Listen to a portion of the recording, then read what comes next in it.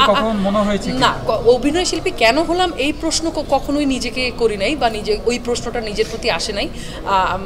বরং আমি বলতে চাই যে আমি খুবই proud, I am very proud of my self, এবং আমি খুবই কৃতজ্ঞ। আমি মানে পরিবারের সবাই মিলে কিছু করা বা বাসায়ই থাকা বা সবাই মিলে কোথাও যাওয়া, মানে পরিবারের মানুষজনদেরকে নিয়ে থাকা।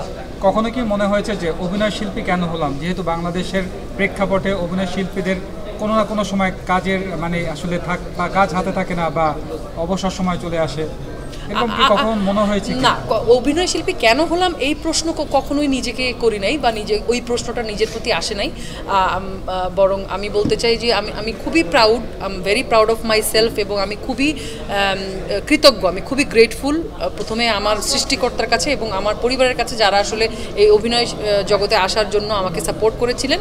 আমি তাদের কাছে কৃতজ্ঞ, কারণ এই যে আজকে আপনারা এতগুলো ক্যামেরা আমার সামনে, আমি যদি অভিনেত্রী না হতাম আপনারা তো আমাকে মানে পাত্তাই দিতেন না, সত্যি কথা। যদি আমি সাধারণ মানুষ হতাম আপনারা আমাকে পাত্তা দিতেন না। আমি খুবই সাধারণ একটা মানুষ এখনো পর্যন্ত।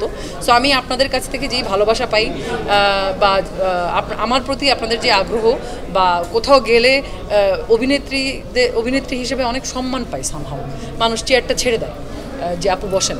তো এটা এক ধরনের সম্মান আমি মনে করি, এবং আমি খুবই প্রাউড এটা নিয়ে, মানে অহংকারী না, মানে আমি খুবই গ্রেটফুল, আমি খুবই কৃতজ্ঞ।